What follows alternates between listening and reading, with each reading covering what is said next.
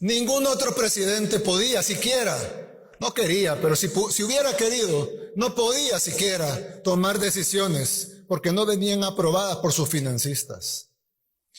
Mientras que nosotros solo le rendimos cuentas a los salvadoreños. Por eso hemos podido tomar las decisiones que había que tomar.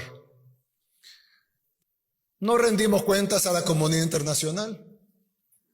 No nos doblegamos ni ante los países que nos quieren decir cómo debemos resolver nuestros problemas, cuando ellos ni siquiera pueden resolver los de ellos.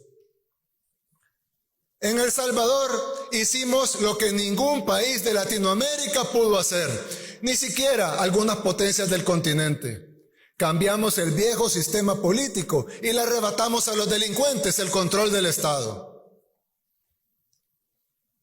Pero quizá a 4 años de gobierno, nuestro principal logro no sea la seguridad, sino haber alcanzado realmente la capacidad de reinventarnos. Desde el principio tuvimos el liderazgo, la visión, la valentía, la determinación, pero nos hacían falta las condiciones. Las fuimos consiguiendo poco a poco. Al inicio con la presidencia, luego gobernamos a pesar de los obstáculos y finalmente con el triunfo de esta asamblea. Que con eso se logró además no solo la gobernabilidad, sino también la depuración del sistema judicial y del Ministerio Público. Sin esas cosas hubiera sido imposible luchar la guerra contra las pandillas. Ahora, el régimen de excepción, también aprobado por esta asamblea, nos ha permitido saborear al fin la paz. Por primera vez desde que tenemos memoria. El Salvador es un país pequeño, que no tiene los recursos de las grandes potencias mundiales. Pero aún así, hemos ido arreglando lo que estaba mal.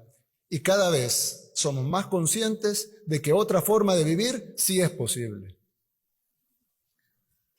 Para un país como el nuestro, que estaba al borde del colapso por la violencia, reinventarse no solo era una necesidad, sino que era vital.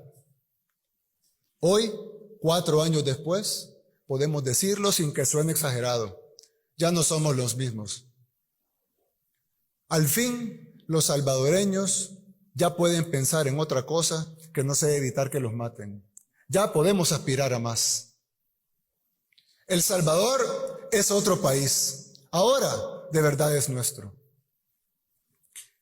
Ahora los comerciantes pueden pensar en cómo vender más, cómo mejorar sus servicios, cómo abrir nuevas sucursales. Ya no están pensando en cómo pagar la extorsión a fin de mes o que los maten por no pagarla. Los jóvenes pueden pensar en un futuro diferente, en lugar de ser únicamente reclutados o asesinados por las pandillas. La gente está pensando a dónde ir o qué más hacer el fin de semana. Ya no tienen miedo de estar afuera todo el día o regresar tarde a su casa.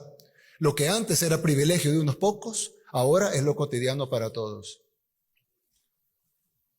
Ahora lo cotidiano empieza a hacer que los niños jueguen en cualquier parte, que los vecinos se crucen en cualquier calle, sin importar la hora, que en las colonias los desconocidos dejen de ser una amenaza, que las familias ya no estén separadas por fronteras imaginarias, que los espacios públicos sean de verdad públicos.